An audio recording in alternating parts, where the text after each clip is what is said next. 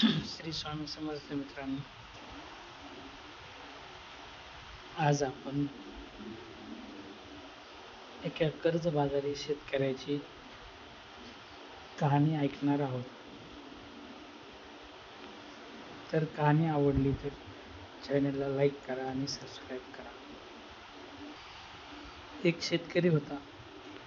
त्याच्या डोळ्यात पाणी होतं. त्याच्या घरात अन्न नव्हतं, पण कर्ज मात्र डोंगरा एवढं होतं. तो मनात म्हणाला, स्वामी, आता हे जीवन मी संपवणार. आणि त्याच रात्री स्वामी समर्थाने त्याला दर्शन दिलं.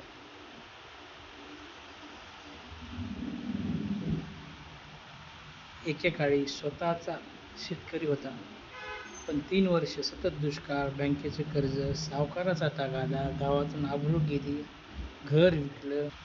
असाच कंटाळून तो स्वामी मंदिरात गेला आणि देवासमोर रडू लागला. त्याच वेळी मंदिरातल्या एका आजीबाईने त्याला एक स्वामी समर्थाचा उपाय सांगितला. तो मी आज तुम्हाला सांगणार आहे. तर उपाय असा आहे, दर गुरुवारी श्री स्वामी समर्थाय नमः, श्री स्वामी समर्थाय नमः, ओम श्री स्वामी समर्थाय नमः चा 108 वेळा जप. स्वामीच्या फोटो समोर एक लिंबू ठेवून नम्रपणे प्रार्थना, स्वामी, माझं कर्ज कमी करा, जेणे की मी मार्गावर येईल. असे 11 गुरुवार करायचे आणि ते लिंबू कोणालाही न देता झाडाखाली ठेवायचे. हे जर खरंच श्रद्धेने जर केलं तर कर्ज काही ना काही मार्गाने फेडता येतं. कारण स्वामी फक्त चमत्कार करत नाही, तर आपल्याला पण माहिती आहे स्वामी दिशा पण दाखवतात. मग काय, आजीबाईंनी सांगितल्याप्रमाणे नामदेवाने हा उपाय केला. घरात अन्न नव्हतं तरी तो दर गुरुवारी उपवास करत होता. 11व्या गुरुवारी त्याला एका NGO तर्फे लोन माफ करण्याची संधी मिळाली आणि त्याच दिवशी त्याच्या शेतात पाऊस पडला. आनंद.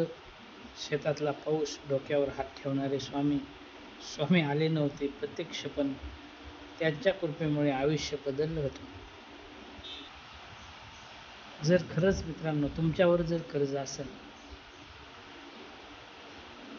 त्याचं ओझं झालं असेल, तर हा उपाय श्रद्धेने करा. फक्त पैशासाठी नाही, तर शांततेसाठी, मार्गदर्शनासाठी.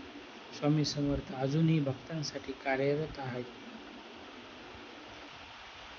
मंद दिवा, स्वामी मूर्ती, श्रद्धेने हात जोडलेले. जर तुम्ही हे अनुभवलं असेल किंवा करत असाल तर कमेंटमध्ये जय स्वामी समर्थ